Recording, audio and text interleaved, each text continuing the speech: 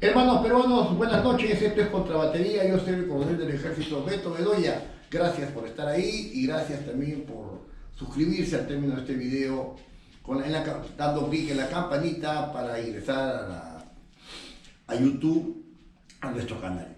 Muy bien, el día de hoy supuestamente tenía previsto tratar el tema de la nefasta entrevista que tenía el presidente, que no sé si lo hizo a propósito, si lo hizo de manera suicida, si lo engañaron. Alguien que le lleva bronca lo mandó, porque, o sea, yo ya sabía que ayer, el lunes, el programa dijo, Dios nos coja confesados por la entrevista del presidente. O sea, si ya lo saben que lo va a hacer leña, lo van a hacer ñuña, en Arequipa, como dicen, lo van a hacer ñuña, lo van a hacer una cosa así. Lo van a hacer puré. ¿Por qué fue? ¿Quién lo mandó? ¿Quién lo asesoró? Anda con este pata. Sí, señor, es conocido porque, bueno, entrevista al presidente, pero no precisamente es buena gente, ¿no? Y le ha hecho al presidente todas las preguntas. O sea, ¿quién lo mandó? Entonces ya como el tema estaba ahí, pum, cerraron PBO y dije, el periódico de oposición. Pum, renunció antes que lo interpelen al ministro de Energía, renunció Salaverry. Decíamos, ¿quién gana la pulsera? ¿Se acuerdan? Hay programa de lunes. Bueno, los que me ven, hay mucha gente que seguro de repente recién me está viendo ahora, ¿no? Entonces, y otra cosa más, acaban de declarar que han levantado el toque de queda a partir de mañana 27, ya no hay toque de queda. Pero si había un habeas corpus que presentó la congresista Adriana Tudela, entonces no había, le dije que vamos a editorializar, vamos a hacer un brochazo de todo lo que pasa, para llegar a una conclusión y una recomendación corta, ¿no? Y después vemos otros temas. Antes de ver otros temas vamos a concluir y recomendar algo. Porque de verdad, ya lo de la entrevista pasaría a un segundo punto. Es más, lo voy a dejar a ese señor que le gusta vestirse parecido a mí, ¿cómo se llama, Rodrigo? El de México, el que hizo la entrevista al presidente. Fernando Fernando del Rincón. del Rincón. No se acuerda. Bueno, vamos a que él mismo diga sus impresiones, pues ya me cansé de meterle pacheta al presidente. Ya me da pena. Pero darme pena también es una sensación que no debería tener porque te debilitas. Y quiere hacer eso porque tengamos pena para que lo menosprecien, lo subestimes. Y eso también con el enemigo no puede dar. Como dicen en el ejército, en el curso de inteligencia de combate, al enemigo hay que darle todas las posibilidades. A ese salvaje hay que darle todas las posibilidades. En táctica, ¿no?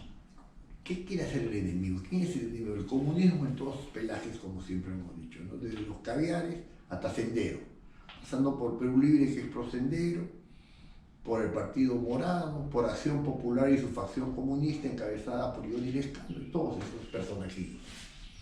Toda esa izquierda quiere quedarse en el poder 60 años, tipo Cuba, 40 años, tipo Venezuela, no lo sé. Lo dijo Bermejo bien claro que eran pelotudeces democráticos y ellos venían a quedarse. La suerte nuestra es que son limitados mentales y no lo han hecho rápido y se están demorando, pero los tanques están poco a poco avanzando.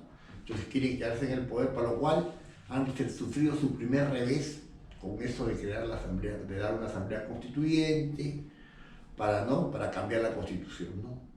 No pueden hacerla ni recolectando firmas, ni la pueden hacer vía un cambio del Congreso, porque ninguno tiene mayoría.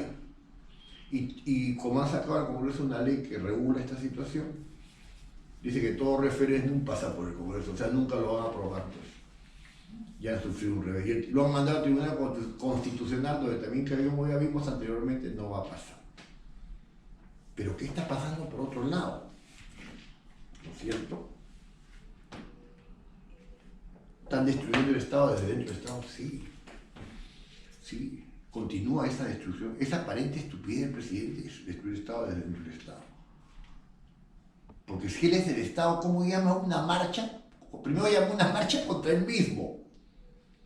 Y después llama una marcha contra el rector. O sea, definir como táctica de ellos, ¿no?, el límite entre las limitaciones del presidente y sus intenciones reales de copar el, porque él es comunista y quiere desaparecer el poder, cerrar el Congreso y, como se llame, quedarse 40 años, ¿no? Es como una nueva constitución.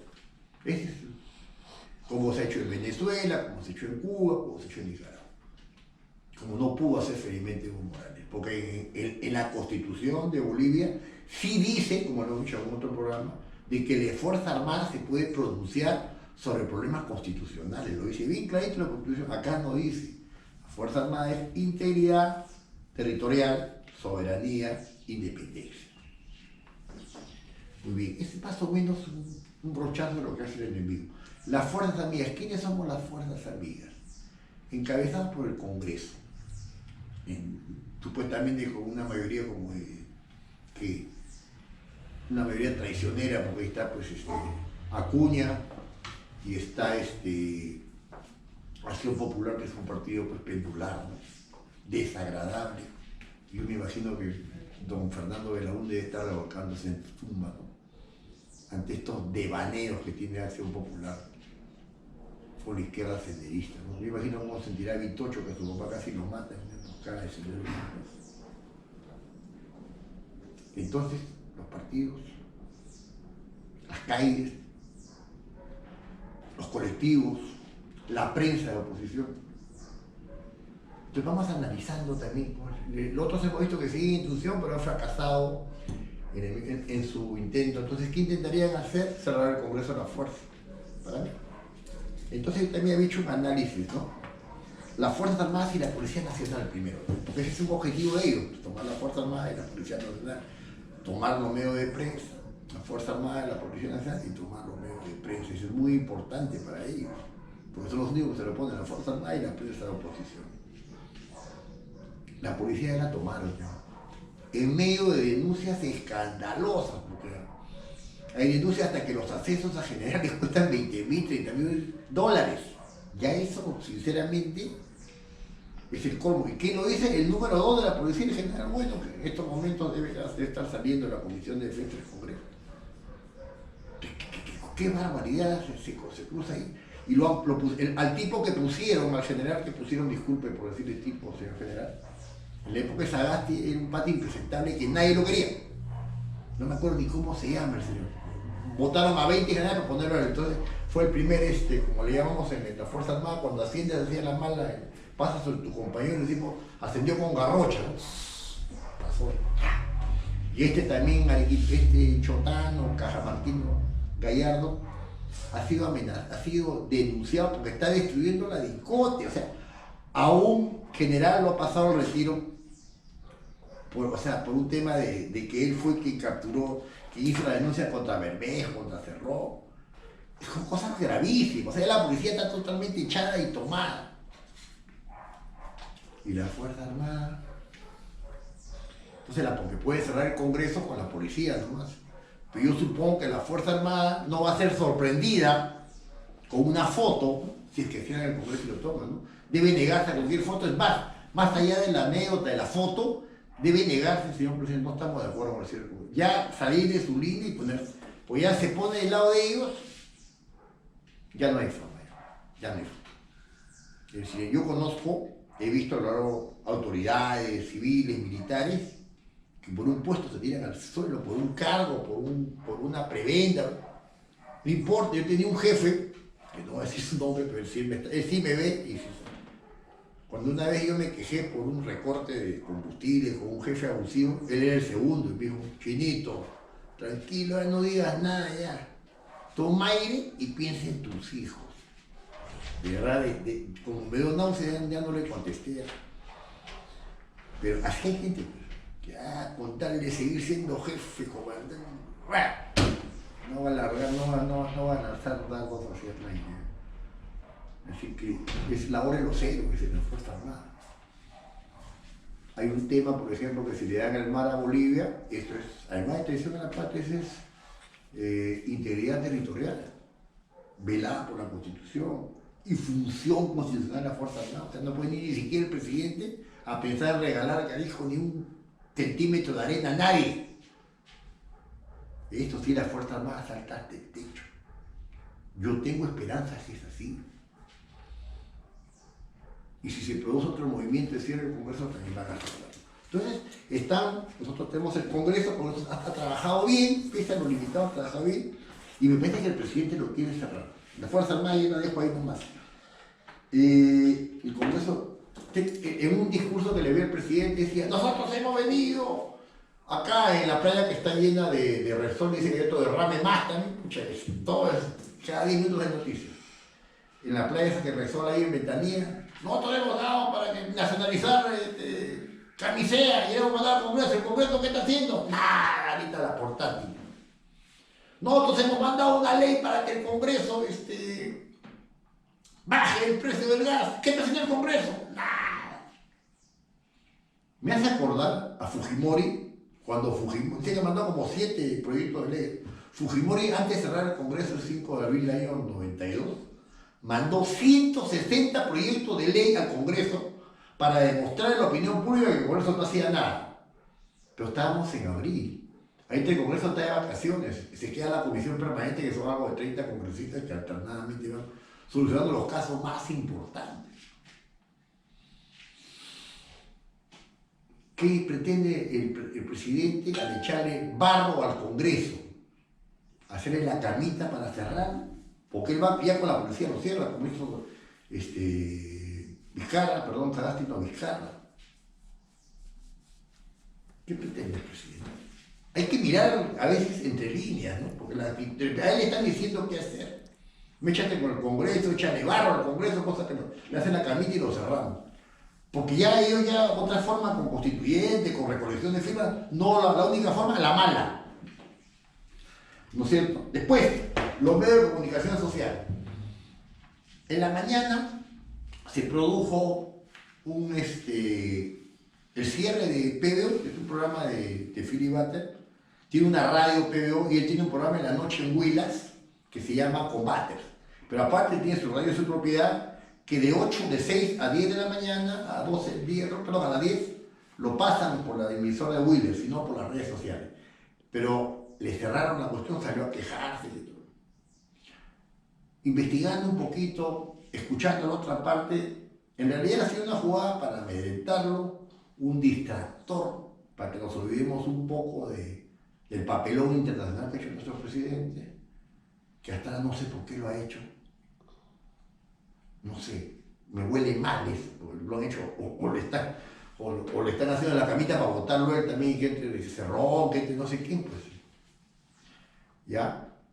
Entonces, no sé, pues, ha pasado eso con radio, entonces, distractor, y aparte es venganza, porque es un medio incómodo, y táctica también, ¿no? Un tipo de táctica. Porque en la práctica, ya recibiendo la emisora, el comunicado oficial del Ministerio de Transportes y Comunicaciones, efectivamente, lo que pasa es que PBO le alquilaba la señal a una radio que se llama Radio del Tigre SAC. Entonces, como cuando tú quieres buscarle bronca en el trabajo a alguien, lo empapelan. Es decir, le digo, a bronca a ella, venga, caete, pelo largo, papeleta. Pero tengo el pelo muy corto. Cuando tú buscas el motivo, encuentras. Tú le han buscado el motivo a Philly Butter porque es incómodo, le han encontrado que es tu radio PBO.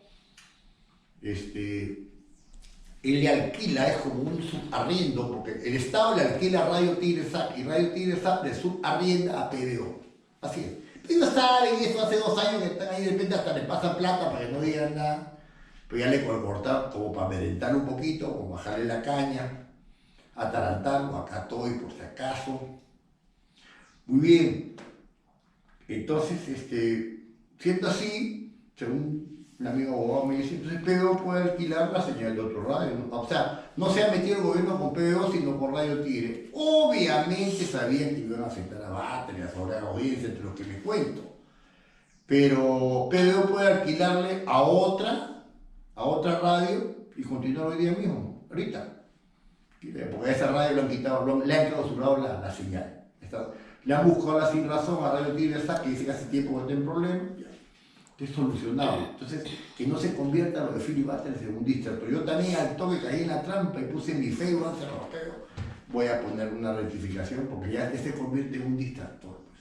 Para que no nos acordemos de que el presidente ¿no? Ha hecho un papelón internacional de eso. Muy bien. ¿Qué más hay? Los medios de comunicación tienen que seguir prestando. El Congreso tiene que acelerar el relevo del Tribunal Constitucional y tiene que acelerar la investigación de la segunda vuelta electoral. Yo creo que por eso pasa. La calle está un poco dormida, no sé qué nos ha dado. Yo también iba, a veces ya no voy, pues ya empiezan los estudios, las clases en la universidad. Pero yo creo que la solución al final va a ser la calle. Y estamos nosotros, los partidos, que no hacen absolutamente nada. Más o menos es así, ¿no? Es así lo que ha pasado.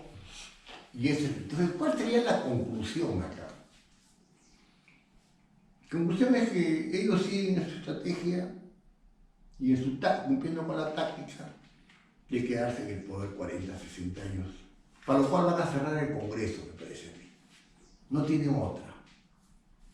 Y nosotros seguimos incrédulos todavía. De repente la entrevista que va a CNN ha sido para creer que es más idiota de lo que es. No lo sé, o sea, tiene que tener alguna razón, porque sus asesores, que hay gente, alguno de ser inteligente, no pueden mandar López a la boca del lobo. Como decía mi ejemplo, ¿no? Vas a dar un curso de canso, yo no voy a competir con Eva Young, pues. Entonces me dijo, mira, papá está loco. Algo hay, quiero averiguar, Dios, no se voy a llamar los brujos, voy a llamar los psíquicos. Qué cosa muy rara, es una cosa muy rara. Ya sabíamos el desenlace, que es un papelón, pero como que ha sido. Pues hoy al final no va a comentar nada para no nos ayudar también, porque me parece otro distractor. Lo deja al propio Fernando de ¿qué es, Angelita? Del Rincón. Del Rincón, Angelita está impresionada con Fernando del Rincón. Yo me he copiado la luz de Fernando del Rincón también. No, metí esa red, él se copia mi luz. ¿Y cuál sería la otra conclusión? De que las Fuerzas Armadas tienen más que dos caminos, el derecho de insurgencia, o que las calles lo saquen al presidente como lo sacaron a Manuel Merino del Lama. Recomendación, que lidere una de estas tres personas estas acciones. O sea, hay que conversar a la persona y hay que conversar a la población. Yo veo tres cabezas visibles. Porque el congresista Roberto Schiavone o Philly Butters, o los tres, una acción de fuerza. Otro visible que la gente lo siga, no veo. Tiene que ser una persona temperamento, con lo que ponen las gallinas y bien puesto. Y los tres lo tienen. O los tres o... Muy bien, yo creo que eso sería todo. ¿Con qué nos siguen distrayendo? Regresamos el día viernes. No cierro el programa, hoy es un programa de dos partes. Lo dejo con la respuesta del señor que quiere vestirse como Beto Bedoya, que se llama Fernando del Rincón, ¿no? Ahorita está embelesada con Fernando del Rincón. Está tonta. Le dejo con un video de cómo es su visión de él sobre la entrevista del presidente. No te voy a hacer propaganda gratis, Castillo. Bueno, a mí me ven de gatos, pero me ven, pues. ¿Cuál es el problema? A nada, ¿no es cierto, Rodrigo? Lo dejamos con el impostor del Rincón que quiere parecerse a Beto Bedoya. Dale, hijo. Ya regresamos.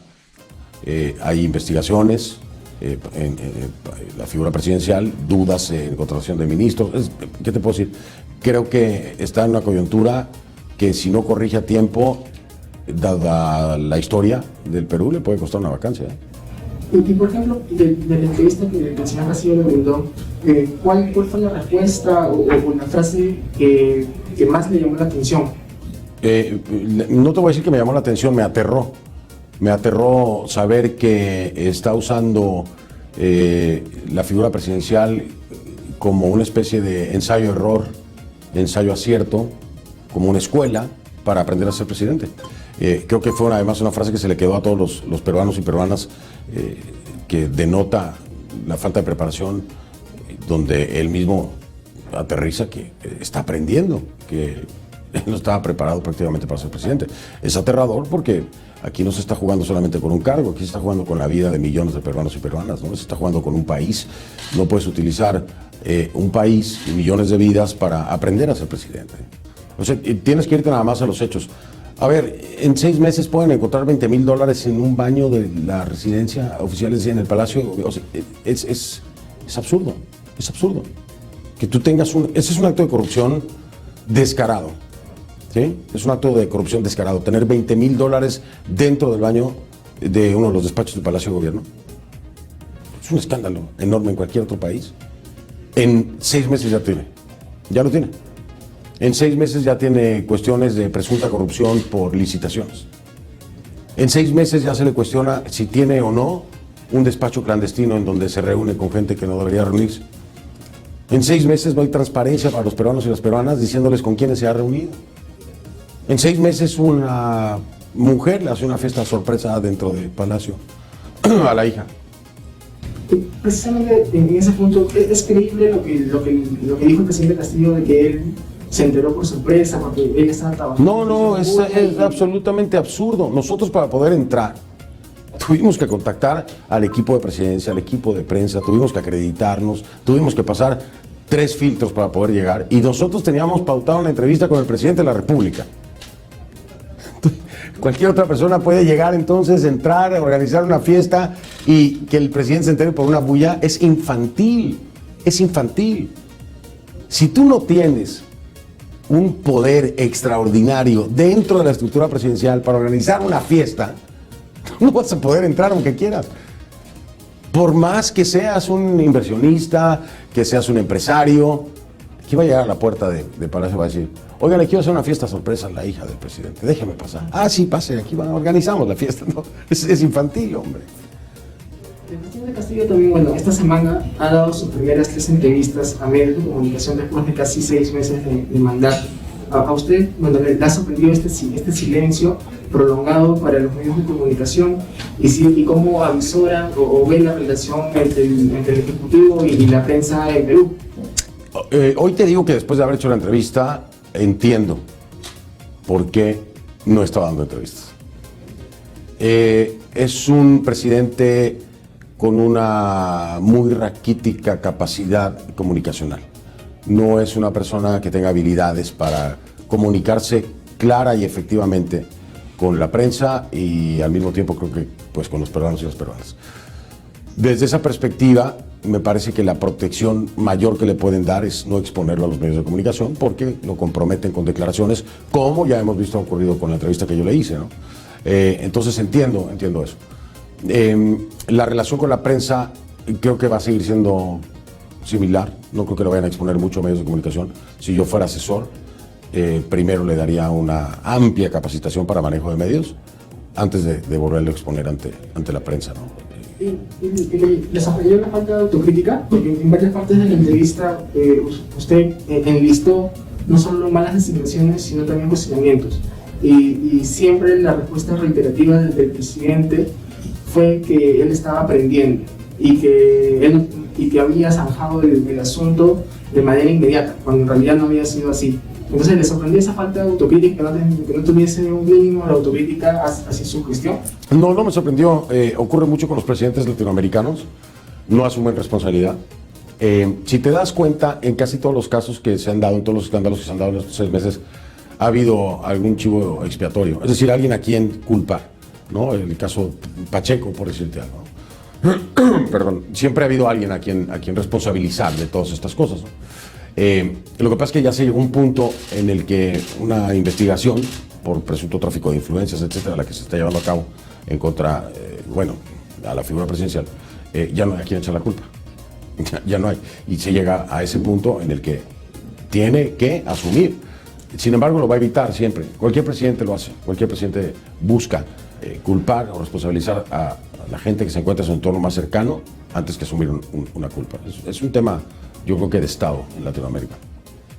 Usted ha entrevistado también a otros presidentes de América Latina. ¿El señor Castillo tiene similitud a algún otro presidente que usted haya entrevistado de la región? Sí tiene similitud, pero no lo he podido entrevistar porque no me ha dado entrevista. Por eso reconozco la apertura del presidente Castillo. Evo Morales. ¿Se parece? ¿En qué se parece? Pues que todo es el pueblo. Todo es el pueblo. Todo es el pueblo, por el pueblo, para el pueblo y es el pueblo. Entonces, Evo es pueblo, ¿no? De la crítica a regímenes completamente mal vistos por la comunidad democrática, que son Cuba, Nicaragua, Venezuela, y no fija postura. Eso te deja muy claro que en algo coincide con ellos cuando no quiere fijar una postura o decir si se trata de regímenes violadores de derechos humanos, si son dictaduras o no lo son, si son antidemocráticos, si son autoritarios. Castillo no se define, no hubo manera de que él se definiera. Y cuando tomas en cuenta que Evo Morales es parte de ese movimiento a nivel regional, pues me queda claro que no es que aspire a ser un Evo Morales, pero sin duda alguna compagina con muchas de esas líneas de pensamiento americano. El político latinoamericano, todos son iguales. Y cada vez son más populistas. El político latinoamericano promete las perlas de la Virgen en la campaña. Siempre, en todos los países, cuando tú vas a los mítines y los escuchas, van a arreglar el país con una varita mágica al día siguiente de que sean presidentes. Y después llegan a la presidencia y no cumplen con sus promesas de campaña, la mayoría de ellos. Creo que es el corte del político latinoamericano, no es un político peruano y un político mexicano. Que son agendas diferentes porque son problemáticas diferentes en cada país, sí, es una realidad. El discurso cambia completamente. Pero la estrategia me parece que es repetida, ¿no? Y lo estamos viendo tanto así que tú puedes escuchar frases de Castillo que pueden ser casi exactamente iguales a las de Evo exactamente iguales a las de Chávez, las de Ortega exactamente iguales a las de Chávez. Te das cuenta entonces que hay una tendencia. Eso es en la izquierda. En la derecha es la misma historia también, ¿no? Entonces tienes gente que retoma el discurso extremista de Bolsonaro, por ejemplo, una ultraderecha radical, ¿no? Y lo vas a ver que se reproduce en algunos países que tienen la misma línea, ¿no? Entonces te digo, es la definición del político latinoamericano, no del político peruano. No podemos ser tan ciegos de no darnos cuenta que hay una vinculación en el actuar de nuestros políticos en la región. El 47%, de acuerdo a la última encuesta de Ipsos, identifica a la señora Keiko Fujimori como la lideresa de la oposición. ¿Usted ha podido ver cuál ha sido su rol en estos meses? Y si es que ha intentado en esta visita comunicarse con ella y tratar de entrevistarlo. Sí, nosotros hicimos la gestión. Julián Zamora, mi productor, habló precisamente para solicitar la entrevista con Keiko y lo que le dijeron, lo que nos dijeron, lo que le respondieron a Julián fue que ella estaba todavía de luto por la muerte de su madre. Y bueno, nosotros respetamos eso y obviamente no insistimos, pero buscamos a Keiko Fujimori. El papel de Keiko sigue siendo el mismo que ha sido el fujimorismo en los últimos años. Es la oposición, es una oposición radical, es una oposición que trata de mantener un control en el Congreso para poder precisamente presionar con mociones de vacancia si es necesario, ¿no? Y utilizar ese otro poder cuando se les niega o cuando no han podido alcanzar la presidencia, pues ejercen el segundo más poderoso que es el Congreso. Y lo buscan, lo hacen, lo hemos visto, ¿no?